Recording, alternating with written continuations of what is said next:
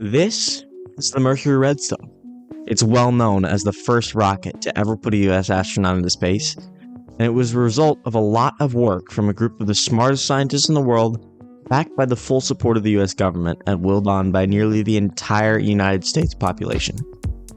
This, at the time, was the pinnacle of science, engineering, and technology, and in this video, I'm going to attempt to replicate that.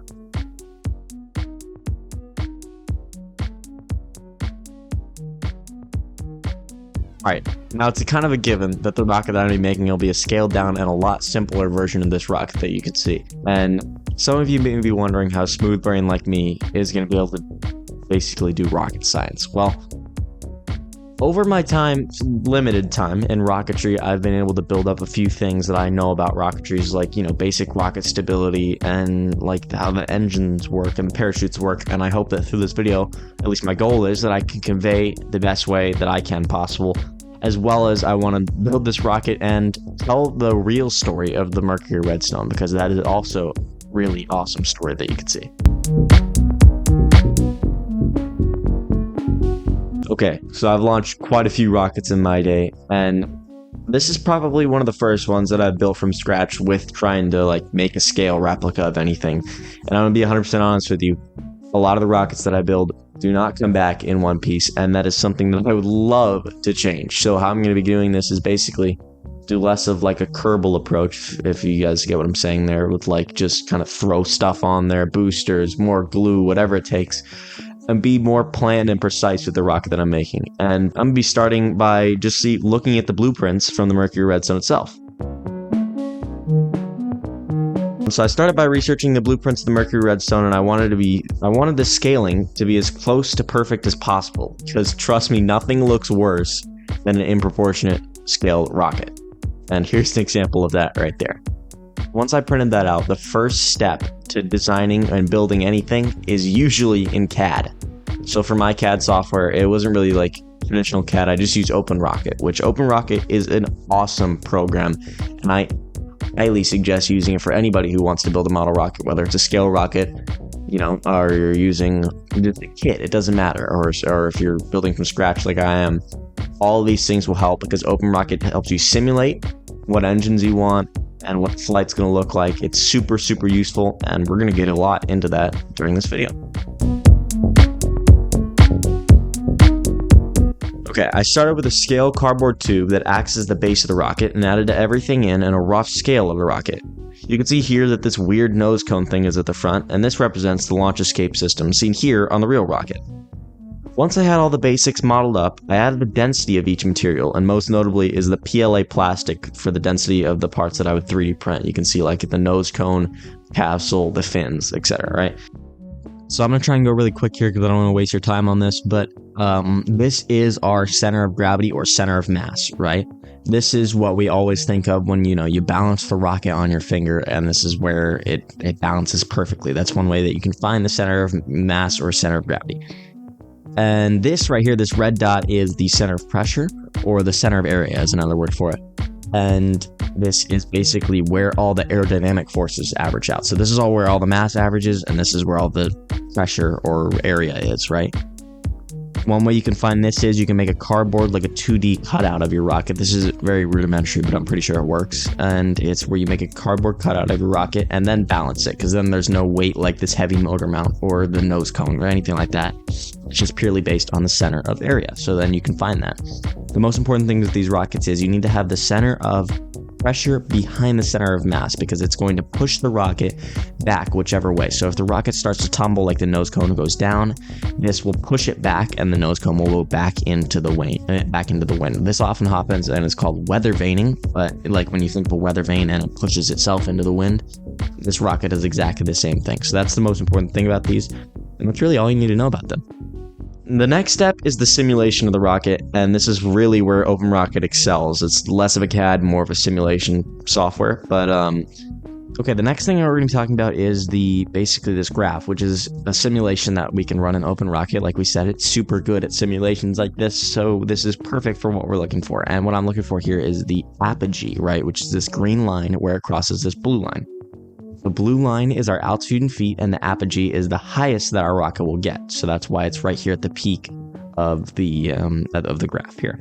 And this other like dark blue purplish line, this is the stage separation, which is also the parachute deployment, right? So these two lines, the apogee and the stage deployment, are the most important things we're looking at. We want them as close as possible, because when the rocket is at apogee, it's moving very, very slow relatively to what it's usually doing, right? If I tried to eject the parachute when the rocket was going full speed, it would not work. The whole rocket would just basically the nose cone wouldn't be able to push off because of air resistance. Or on high power rockets, what happens is it zippers, which is where it tears down the side of the rocket, which is not good for your rocket. So when we're testing these engines, all we're looking for is to get these two lines as close as possible. So to get this, I pulled all the motors that I had out on hand, like physically here in my house, because I've got quite a few just laying around. I guess not laying around; they're in a safe spot. But so I started plugging these motors in, and one by one, I saw which had the best flight profile. And the number one cause of failure in my rockets is usually with the recovery system or the parachute, right?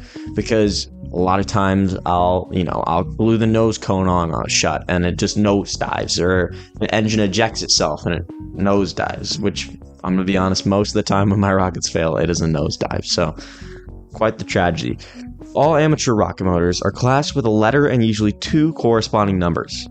I looked up this NASA article that I left in the description below. Basically, a summary of this is the first number indicates the average thrust in newtons of the rocket. So this one is C67 that I have right here. This is a 6 average, it has 6 newtons averaged out over the whole burn time. The letter gives the maximum total impulse of that class of engine, and each time you go down a letter, the total impulse doubles. So, for example, an A doubles the specific impulse to a B to C. You get the idea, right?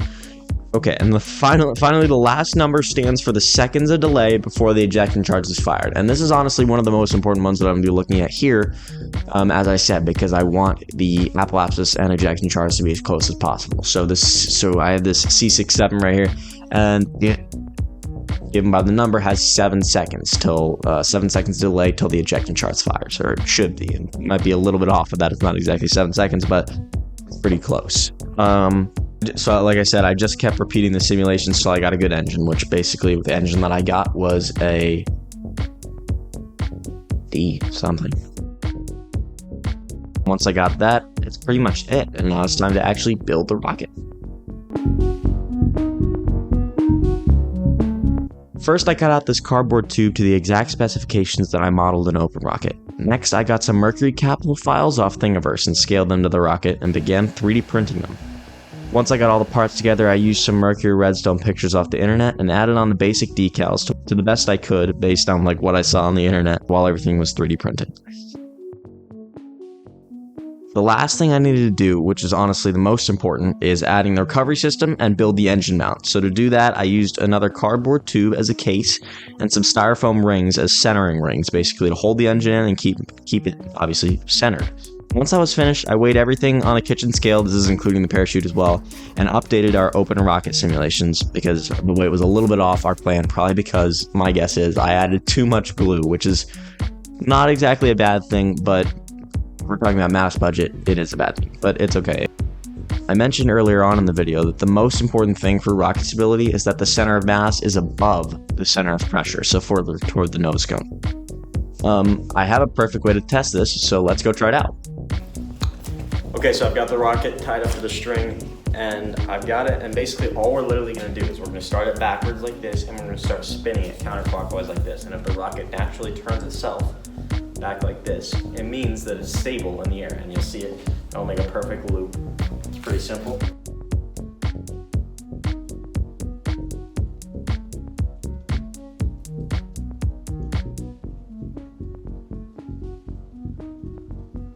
Okay, so obviously it didn't work. If you saw in the video, the rocket went backwards of what it was supposed to be doing, which is a perfect example of an unstable rocket. One way I can fix this is, like we said, we wanted the center of mass further forward and the center of pressure further back. So I can't exactly make bigger fins because I'm trying to make a scale replica. So I do have a little bit of mass budget left from what I looked at. And so what I'm going to do is I'm going to put basically just weight, dead weight. So I used some coins, as you can see right here, and I just glued them into the nose cone right up by the capsule, and that moved our center of mass forward just a little bit, but it was just enough to have a stable rocket. So it helped a lot. And I just went outside and made sure and tested it again. So this time it really did work, and it spun the right way, and everything worked. So it should be a stable rocket during flight. All right, with all that finished, the only thing left to do is actually head out to the launch pad and give her a rip. So once I got out there wasn't much prep that I had to do. All I really needed to do was just weigh the rocket one more time to get like the final mass with the engine, parachute, all the glue we would have, you know, the launch lugs, everything that was on there. And then I got that weight on a little kitchen scale out there, and I plugged that into my open rocket just to make sure everything looked good. And then I continued by using this like checklist that I made, like a pre-flight checklist, which I usually don't do. I usually just get out there and just try my best, try and remember everything. But I think that this will help in a lot of the rocket launches that I do to keep me planned and precise. And like I said in the beginning of the video, keep me from having a lot of launch failures that could have been easily avoided had I just like thought a little bit more about them. So that's pretty much it. I just followed this checklist and set up all the launch stuff I needed.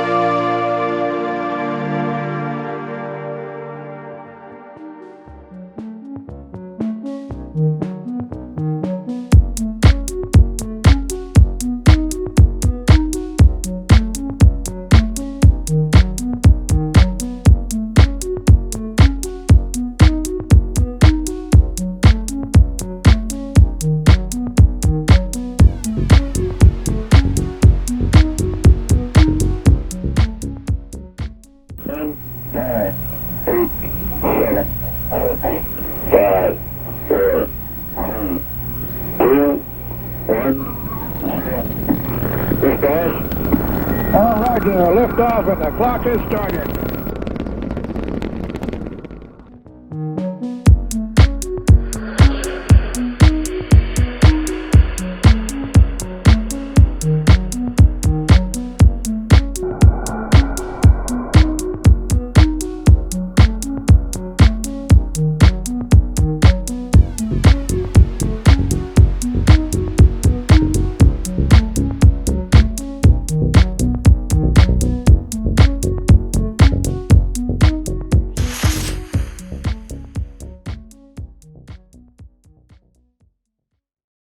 All right, with that launch all wrapped up, that was pretty awesome in my opinion. But the main reason I wanted to make this video was because I love the early programs like the Mercury, Gemini, and Apollo programs. And I think one of the ways that we can see this is, you know, kind of going back into a little bit of the history and story of the Mercury Redstone. On May 5th, 1961, the Mercury Freedom 7 mission was launched with Alan Shepard aboard, and he was the first US astronaut to go to space, and I believe he was only about 26 days late for being the first man in space. And it was kind of a tough win, I guess you could put. And the Mercury program as a whole was a very big success, other than not making it first.